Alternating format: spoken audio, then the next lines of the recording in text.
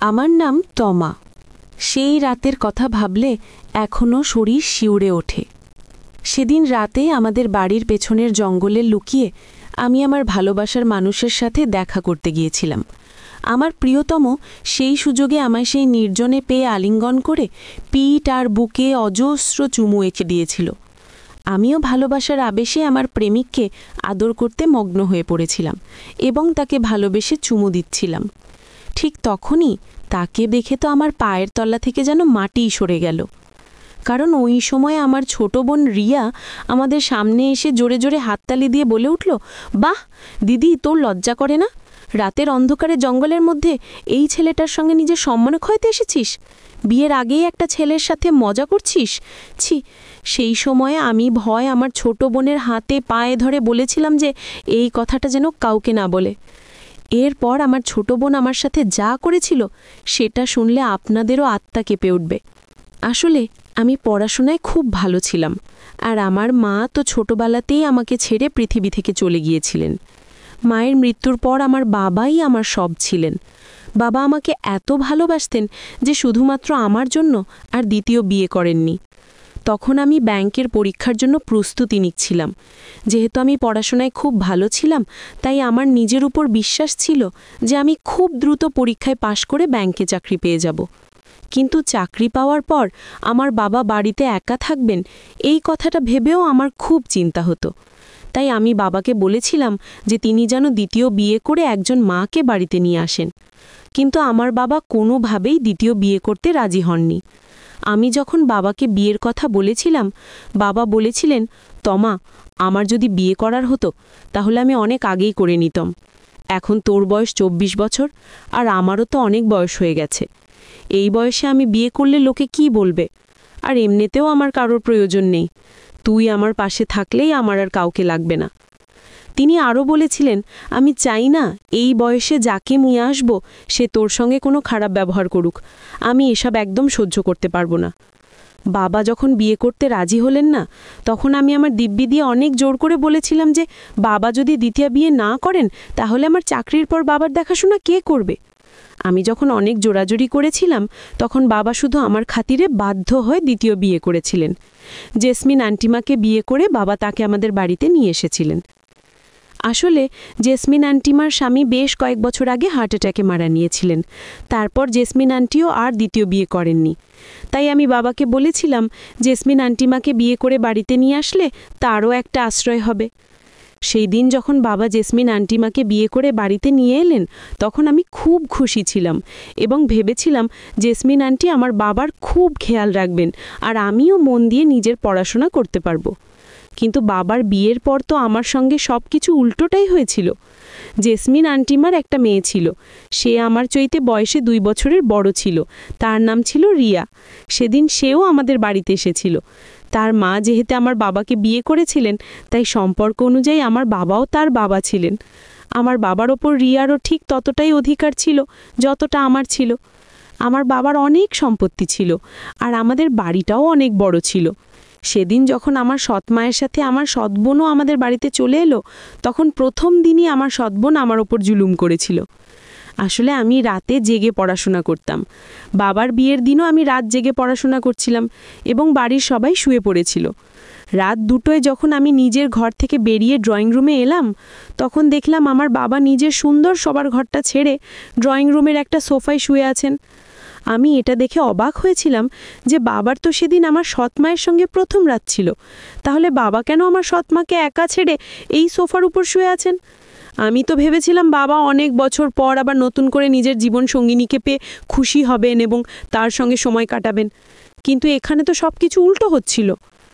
বাবাকে সোফায় শুয়ে থাকতে দেখে আমি দ্রুত তাকে ঘুম থেকে তুলে জিজ্ঞেস করলাম যে, বাবা, তুমি নিজের ঘর ছেড়ে মাকে একা রেখে কেন এখানে সোফার উপর শুয়ে আছো? বাবা তখন প্রথমে আমাকে সত্যি কথা বলতে রাজি হলেন না, কিন্তু আমার সন্দেহ হচ্ছিল যে বাবার হয়তো আমার সৎমায়ের সঙ্গে কোনো কথা নিয়ে ঝামেলা হয়েছে। আমি যখন বাবাকে অনেক জোর করে জিজ্ঞেস করলাম যে তাদের মধ্যে কেন ঝামেলা হয়েছে, তখন বাবা বাধ্য হয়ে আমাকে সব সত্যি কথাগুলো বলেছিলেন। আসলে যেটা আমার শোবার ঘর ছিল সেই ঘরটাই নাকি রিয়া নিতে চেয়েছিল। রিয়া তার মাকে গিয়ে বলেছিল যে সে আমার শোবার ঘরে থাকতে চায়। কিন্তু আমি যখনই রিয়াকে বলেছিলাম যে আমার শোবার ঘরে অনেক জিনিসপত্র আছে, সেগুলো ছেড়ে আমার অন্য ঘরে থাকা হবে না, তখন রিয়া তার মাকে বলেছিল যে যেমন করেই হোক সে নাকি আমার ঘরটা নেবে।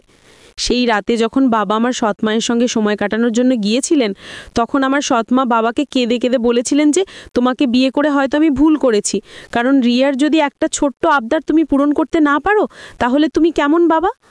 এরপর বাবা যখন মাকে জিজ্ঞেস করেছিলেন যে রিয়া কি চাইছে, তখন আমার সৎমা বলেছিলেন যে রিয়া আমার শোবার ঘরে থাকতে চায়।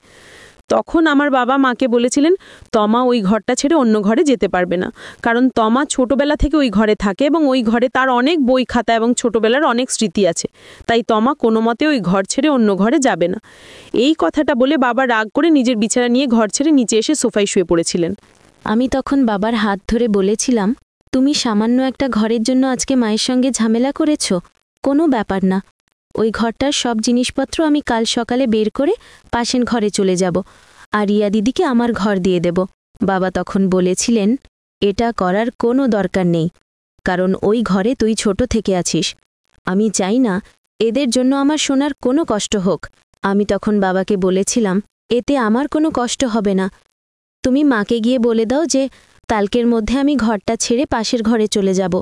তুমি যেমন সবসময় আমার কথা ভাবো, তাই আমিও তোমার কথা ভেবে সামান্য এইটুকু কাজ তোমার জন্য করতে পারবো না। সেই সময় বাবা আমার কথা শুনে আমাকে বুকে জড়িয়ে ধরে অনেক আদর করে বলেছিলেন, আমার মেয়ের মতো এত ভালো ও বুদ্ধিমতী আর কেউ নেই। পরদিন সকালবেলা আমি পাশের ঘরে চলে গিয়েছিলাম এবং আমার সৎ বোন রিয়া আমার ঘরে চলে গিয়েছিল। এমনকি ধীরে ধীরে আমার সৎ বোন আমাকে দিয়ে এই বাড়ির সমস্ত কাজ করানো শুরু করল, আর বলতো, এত পড়াশোনা করে কোনো লাভ নেই, বাড়ির কাজকর্ম করলে শ্বশুরবাড়ি গিয়ে অনেক সাহায্য হবে। আমার সৎ মা ও বোন আমাকে দিয়ে ঘরের সব কাজ করাতো। এভাবে বেশ কিছুদিন চলার পর একদিন আমার বাবা যখন নিজের চোখে দেখলেন যে আমি বাথরুমে কাপড় কাচছিলাম, তখন বাবা আমার সৎ মাকে বলেছিলেন, তুমি ভালোভাবেই জানো যে আমার মেয়ে কিছুদিন পরেই ব্যাংকের পরীক্ষা দেবে, আর তুমি কেন ওকে দিয়ে বাড়ির কাজকর্ম করাচ্ছ? একটা কথা খুব ভালোভাবে জেনে রাখো, আমার মেয়ে কিন্তু বাড়ির কোনো কাজকর্ম করবে না, এবং ওর যাতে বিশেষ খেয়াল রাখা হয় তাই রান্নাবান্না ছাড়া বাড়ির বাকি সমস্ত কাজকর্ম রিয়াকে করতে বলবে। এরপরে যাতে আমি না দেখি যে তমা পড়াশোনা ছেড়ে বাড়ির কোনো কাজকর্ম করছে। সেই সময় কিন্তু আমার সৎমা বাবার সঙ্গে ঝগড়া করেছিলেন এবং বলেছিলেন, তুমি কি শুধুমাত্র নিজের মেয়ের কথা ভেবে আমাকে বিয়ে করেছিলে, যাতে আমি এই বাড়ির সমস্ত কাজ করি আর তোমার মেয়ে পায়ের উপর পা তুলে বসে বসে খাবে? আমি কিন্তু বলে দিচ্ছি, আমি চাকরের মতো বাড়ির সমস্ত কাজ করতে পারবো না। আমার বাবা কিন্তু সেই সময় সৎমাকে হুমকি দিয়ে বলেছিলেন যে তিনি যদি বাবার কথা না শোনেন এবং আমাকে দিয়ে যদি বাড়ির কাজকর্ম করান, তাহলে কিন্তু বাবা তাদেরকে বাড়ি থেকে বের করে দেবেন। বাবার হুমকি পাওয়ার পর থেকে আমার সৎ বোন ও সৎমা আমাকে দিয়ে আর বাড়ির কাজকর্ম করাতো না। এমনকি আমার সৎ বোন রিয়া, সে তো সবসময় আমাকে দিয়ে তার কিছু না কিছু ফরমাইশ পূরণ করাতো। আমি যখনই নিজের পড়াশোনা করতাম তখনই আমার সৎ বোন এসে কিছু না কিছু ফরমাইশ করত। যখন বুঝতে পারলাম যে আমার সৎ বোন ও মা আসার পর আমার পড়াশোনার অনেক ক্ষতি হয়েছে, তখন অনেক সময় আমি তাদের কাজ করতে বারণ করতাম। আমি তো স্বপ্নেও ভাবতে পারিনি যে আমি যাদেরকে নিজের ভেবেছিলাম তারা কোনোদিন আমাকে নিজের মনেই করেনি। ভেবেছিলাম আমার সৎ বোন ও মা আমাকে নিজেদের মতো করে ভালোবাসবে, কিন্তু ধীরে ধীরে বুঝতে পারলাম যে তারা আমাকে মোটেই পছন্দ করত না। তারা শুধু এটাই চেয়েছিল যে আমাকে যে কোনোভাবেই বাড়ি থেকে বের করে দেবে এবং আমার বাবার সব সম্পত্তি তারা নিজেদের নামে করে নেবে। কিন্তু বাবার ভয় তারা আমাকে কিছুই বলতে পারত না। কিন্তু সেই রাতের পর আমার জীবনের সব কিছু পাল্টে যায়। সেই রাতে একটা সময় আমি চুপচাপ বাড়ি থেকে বেরিয়েছিলাম। আমাদের বাড়ির পেছনে যে ছোট বাগান ছিল, সেই বাগানের দিকে গিয়ে আমি একটা গাছের আড়ালে বসেছিলাম। ঠিক তখনই পেছন দিক থেকে সে আমাকে জড়িয়ে ধরেছিল আর অনেক আদর করতে শুরু করেছিল। তারপর মনে হলো যেন আমাদের বাড়ির দরজা খুলে আমার সৎবোন রিয়া বারবার এটাই বলছিল যে বাড়ির পেছনে কে আছে। সে যখন খুঁজতে খুঁজতে আমাদের দিকে আসছিল, তখন আমি ভয় পেয়ে দ্রুত বাড়ির প্রধান দরজার সামনে এসে বললাম, রিয়া দিদি, তুমি কাকে খুঁজছ? এখানে কেউ নেই। তখন আমার সৎবোন আমাকে রাতে বাড়ির বাইরে দেখে জিজ্ঞেস করল, তুই এত রাতে বাড়ির বাইরে কি করছিস? আর আমার মনে হচ্ছে এখানে যেন কেউ ছিল। আমি তখন আমার সৎবোনকে ভালো করে বুঝিয়ে বললাম যে এখানে কেউ নেই, আমি ছিলাম, কারণ আমার ঘুম আসছিল না, তাই আমি একটু বাইরে বেরিয়েছিলাম। তারপর তাকে বুঝিয়ে ঘরের ভেতরে যেতে বলেছিলাম। সে যখন আমার কথা বিশ্বাস করে ঘরের ভেতরে চলে গেল, তখন আবার আমি চুপচাপ বাড়ির পেছনের বাগানে ফিরে এলাম। এরপর একটা গাছের আড়ালে আমরা দুজনেই সময় কাটাচ্ছিলাম। আসলে প্রত্যেক দিন রাতে সবাই শুয়ে যাওয়ার পর আমি প্রেমিকের সঙ্গে দেখা করার জন্য আমাদের বাড়ির পেছনের বাগানে যেতাম। আর সে যখন আমাকে আদর করত, তখন আমি একটা সীমার মধ্যে থেকে তাকে আদর করার অনুমতি দিতাম। আমি কখনোই আমার প্রেমিকের সঙ্গে সীমা অতিক্রম করিনি। কিন্তু সেই সময় যখন আমার প্রেমিক আমার হাত ধরে কপালে চুমু দিচ্ছিল, ঠিক তখনই আমার সৎবোন আমাদের সামনে দাঁড়িয়ে জোরে জোরে হাততালি দিয়ে বলল, বাহ, দারুণ ব্যাপার তো! তাহলে এত রাতে তুই লুকিয়ে এই ছেলেটার সঙ্গে এই সব কাজ করিস? আমরা তো জানতাম যে তুই রাত জেগে পড়াশোনা করিস। তোর এই হচ্ছে পড়াশোনা? তোর বাবা তো খুব গর্ব করে বলে যে আমার মেয়ে তমা খুব ভালো, আমার মেয়ের মতো আর কারো মেয়ে নেই। আমার তো তখনই সন্দেহ হয়েছিল যখন তুই এত রাতে বাড়ির বাইরে দাঁড়িয়েছিলি। আমি তখনই বুঝে গিয়েছিলাম যে তুই আমার থেকে কিছু একটা লুকাচ্ছিস। তাই আমি নাটক করে ঘরের ভেতরে চলে গিয়েছিলাম, কিন্তু আবার চুপচাপ বাড়ির বাইরে এসে যখন তোকে খোঁজা শুরু করলাম, তখন দেখলাম তুই এই জঙ্গলের ভেতরে আছিস। আমি যখন বাবাকে তোর ব্যাপারে এই কথাগুলো বলবো, তখন তোর কি অবস্থা হবে ভেবে দেখেছিস? এরপর রিয়া আমার হাত ধরে টানতে টানতে ঘরের ভেতরে নিয়ে গেল। সেই সময় আমার বাবা মা যেহেতু ওপরের ঘরে ঘুমোচ্ছিলেন, তাই তারা আমাদের ব্যাপারে কিছুই জানতে পারেননি।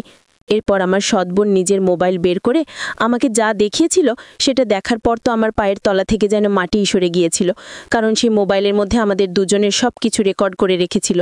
ভিডিওটা দেখার পর আমি আমার সৎবোনের কাছে 2 হাত জোর করে বলেছিলাম, দিদি, আমি তোমার সব কথা মানতে রাজি আছি, কিন্তু তুমি এই ভিডিওটা কাউকে দেখাবে না।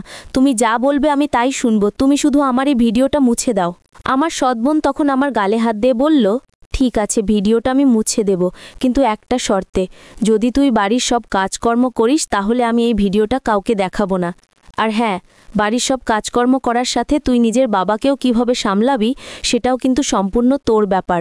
তোর বাবা যাতে তোকে বাড়ির কাজকর্ম করতে দেখে আমার মায়ের ওপর যাতে রাগারাগি না করে, সেটাও তোকেই দেখতে হবে। এই কথাগুলো বলে সে হুমকি দিয়ে আমার ঘর থেকে বেরিয়ে চলে গেল। পরদিন সকালবেলা বাবা যখন বাড়িতে ছিলেন না, সেই সময় আমার মা বললেন, আমি বাড়ির কাজকর্ম করতে পারবো না, তোরা কোথায় খাবি না খাবি দেখে নে, আমি আর একটাও কাজকর্ম করতে পারবো না। সেই সময় আমার সৎবোন তার মাকে বলল, মা, তুমি চিন্তা করো না, আমি তোমার জন্য একটা ভালো ব্যবস্থা করেছি, আর আজকের পর থেকে তোমাকে কোনো কাজকর্ম করতে হবে না। আজকের পর থেকে তো বাড়ির সব কাজকর্ম তমা করবে।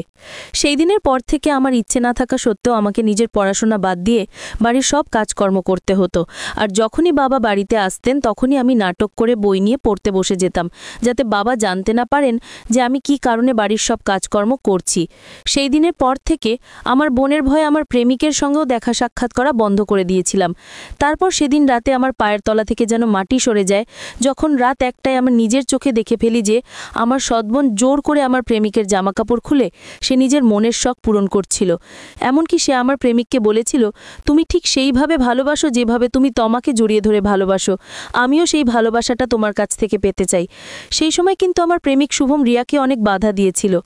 আমার প্রেমিক যখন আমার সৎবোনের কথা মানতে রাজি হলো না, তখন আমার বোন আমার প্রেমিককে ওই ভিডিওটি দেখিয়ে হুমকি দিয়েছিল যে সে যদি তার সঙ্গে সম্পর্ক না করে, তাহলে কিন্তু আমাদের দুজনের ওই ভিডিওটি ভাইরাল করে দেবে। আমার প্রেমিক তখন ভয়ে রিয়ার সঙ্গে সবকিছু করেছিল। আসলে রিয়া লুকিয়ে আমার মোবাইল থেকে আমার প্রেমিককে মেসেজ করেছিল যে রাতের বেলা সে তার সঙ্গে দেখা করতে যায়। আমার প্রেমিক তখন ভেবেছিল যে ওই মেসেজটা হয়তো আমার মোবাইল থেকে আমিই তাকে করেছি। এরপর আমার প্রেমিক যখন রাতবেলা ওই গাছের আড়ালে আমার জন্য অপেক্ষা করছিল, তারপর আমার বোন যখন আমার প্রেমিকের সামনে গিয়ে দাঁড়িয়েছিল, তখন আমার প্রেমিক বলেছিল, তুমি এখানে কি করছো, আর তমা কোথায় আছে? আমার বোন তখন বলেছিল, আজকের পর থেকে তমা নয়, আমি তোমার সঙ্গে দেখা করতে আসব, আর আমাকেও ঠিক সেইভাবে ভালোবাসতে হবে যেভাবে তুমি দিদিতে ভালোবাসো, কারণ আমি তোমাকে দেখার পর আমি তোমাকে ভালোবেসে ফেলেছি। সেই সময় কিন্তু আমার প্রেমিক শুভম রিয়াকে অনেক বাধা দিয়েছিল। আমার প্রেমিক যখন আমার সৎবোনের কথা মানতে রাজি হলো না, তখন আমার বোন আমার প্রেমিককে ওই ভিডিওটি দেখিয়ে হুমকি দিয়েছিল যে সে যদি তার সঙ্গে সম্পর্ক না করে, তাহলে কিন্তু আমাদের দুজনের ওই ভিডিওটি ভাইরাল করে দেবে। আমার প্রেমিক তখন ভয়ে রিয়ার সঙ্গে সবকিছু করেছিল। আসলে রিয়া লুকিয়ে আমার মোবাইল থেকে আমার প্রেমিককে মেসেজ করেছিল যে রাতের বেলা সে তার সঙ্গে দেখা করতে চায়। আমার প্রেমিক তখন ভেবেছিল যে ওই মেসেজটা হয়তো আমার মোবাইল থেকে আমিই তাকে করেছি। এরপর আমার প্রেমিক যখন রাতবেলা ওই গাছের আড়ালে আমার জন্য অপেক্ষা করছিল, তারপর আমার বোন যখন আমার প্রেমিকের সামনে গিয়ে দাঁড়িয়েছিল, তখন আমার প্রেমিক বলেছিল, তুমি এখানে কি করছো, আর তমা কোথায় আছে? আমার বোন তখন বলেছিল, আজকের পর থেকে তমা নয়, আমি তোমার সঙ্গে দেখা করতে আসব, আর আমাকেও ঠিক সেইভাবে ভালোবাসতে হবে যেভাবে তুমি দিদিকে ভালোবাসো, কারণ তোমাকে দেখার পর আমি তোমাকে ভালোবেসে ফেলেছি। আমার প্রেমিক তখন আমার বোনকে বলেছিল, তোমার কি মাথা খারাপ হয়ে গেছে? আমি তোমাকে নয় তমাকে ভালোবাসি, আর এই সব স্বপ্ন দেখা বন্ধ করো যে আমি তোমাকে কোনোদিন ভালোবাসবো। ভালোবাসা কখনো জোর করে পাওয়া যায় না। তখন আমার সৎবোন আমার প্রেমিককে হুমকি দিয়েছিল তার মোবাইলে রেকর্ড করা আমাদের দুজনের ভিডিওটা দেখিয়ে। আমার বোন আমার প্রেমিককে বলেছিল, আমি তোমার কাছে জোর করে ভালোবাসা পাবো না ঠিকই, কিন্তু হুমকি দিয়ে তো অবশ্যই পাবো, তাই বেশি বাড়াবাড়ি করলে তোমাদের দুজনের এই ভিডিওটা আমি ভাইরাল করে দেব, তাই আমি যেটা বলছি তোমাকে সেটাই করতে হবে। সেদিন নিজের চোখে আমি সবকিছু দেখার পর আমার বোনকে বলেছিলাম, তোমার সাহস কি করে হলো আমার প্রেমিকের সঙ্গে এইসব কাজ করার? তুমি নিজে আমাকে শুভমের থেকে দূরে করে এইসব নোংরামি করলে? তোমার লজ্জা করে না অন্যের ভালোবাসা কেড়ে নিতে? তুমি যতই চেষ্টা করো না কেন, শুভম তোমাকে কোনোদিন মন থেকে ভালোবাসতে পারবে না, কারণ শুভম তো আমাকে ভালোবাসে, আর হুমকি দিয়ে অন্যের ভালোবাসাকে কোনোদিন পাওয়া যায় না। আমার প্রেমিকের নাম শুভম। আমার সব কথা শোনার পর বোন বলল, তোর এসব ফালতু কথা শোনার আমার কাছে সময় নেই, আর এমনিতেও আমি শুভমকে ভালোবেসে ফেলেছি, তাই শুভম শুধু আমার, আর তোকেই বাড়ি থেকে চলে যেতে হবে, নাহলে আমি কিন্তু তোদের দুজনের ওই রঙ্গবাজি ভিডিওটা ভাইরাল করে দেব। তখন কিন্তু তুইও তোর বাবা বাইরে কাউকে মুখ দেখানোর যোগ্য থাকবি না, তাই আজকের রাতের মধ্যেই তোকেই বাড়ি ছেড়ে চলে যেতে হবে, আর শুভম শুধু আমার, শুভমকে তো আমিই বিয়ে করব। এরপর আমার বোন আমাকে একটা চিঠি লিখতে বলল। সেই চিঠিতে নাকি আমাকে লিখতে হবে যে আমি নিজের ইচ্ছায় এই বাড়ি ছেড়ে চলে যাচ্ছি। আমি যখন রিয়ার কথা মতো চিঠি লিখতে রাজি হলাম না, তখন সে আমাকে বলল, কোনো ব্যাপার না, তুই লিখতে না পারলেও তোর হয়ে আমি চিঠিটা লিখে দিচ্ছি। তারপর সে নিজের মতো করে চিঠিটা লিখে আমার হাতে ধরিয়ে দিয়ে বলেছিল, এই চিঠিটা তোর বাবার ঘরে রেখে দিয়ে আয় এবং তাড়াতাড়ি এই ঘর ছেড়ে বেরিয়ে যা। সেই সময় আমি রিয়ার হাতে পায়ে ধরে বলেছিলাম যে সেই যাতে আমার সঙ্গে এত অন্যায় ও অত্যাচার না করে, কিন্তু সে আমার কোনো কথা শুনল না। বোন যখন আমাকে হুমকি দিয়ে ঘর থেকে বেরিয়ে যাচ্ছিল, ঠিক তখনই আমার বাবা ঘরের ভেতরে এসেছিলেন এবং বাবা রিয়াকে আমার ঘর থেকে বের হতে দেখেছিলেন। সেই সময় আমি ঘর ছেড়ে যাওয়ার জন্য বাধ্য হয়ে একটা ব্যাগের মধ্যে নিজের জামা কাপড় গোছাচ্ছিলাম, আর আমার চোখ দিয়ে অনবরত জল গড়িয়ে যাচ্ছিল। আমাকে ওই অবস্থায় দেখে বাবা ঘরের ভেতরে এসে আমার কাছে এসে অনেক ঘাবড়ে গিয়ে আমার চোখের জল মুছে জিজ্ঞাসা করলেন, মা, তুই এইভাবে কাঁদছিস কেন? তোর কি হয়েছে? রিয়া কি তোকে কিছু বলেছে? আমি তখন নিজের আবেগ ধরে রাখতে না পেরে বাবার হাত ধরে মাথা নিচু করে বলেছিলাম, বাবা, আমি অনেক বড় ভুল কাজ করে ফেলেছি, তাই আজকেই আমাকে এই বাড়ি ছেড়ে চলে যেতে হবে, এছাড়া আমার কাছে তো আর কোনো উপায় নেই। বাবা তখন আমার কথা শুনে বলেছিলেন, তুই এই ধরনের কথা কেন বলছিস মা? তুই এই বাড়ি ছেড়ে কোথাও যাবি না, তোর ছাড়া আমার কেউ নেই। তোর কি হয়েছে? আমাকে সব সত্যি কথা খুলে বল, আমি সব কিছু ঠিক করে দেব। আমি তখন বাবাকে সব সত্যি কথা বলেছিলাম যে আমি শুভম নামের একটা ছেলেকে খুব ভালোবাসতাম এবং তার সঙ্গে প্রত্যেকদিন রাতে আমাদের বাড়ির পেছনের বাগানে দেখা করতাম। সেদিন রাতে আমি যখন লুকিয়ে শুভমের সঙ্গে দেখা করতে গিয়েছিলাম, তখন শুভম আমাকে আদর করছিল।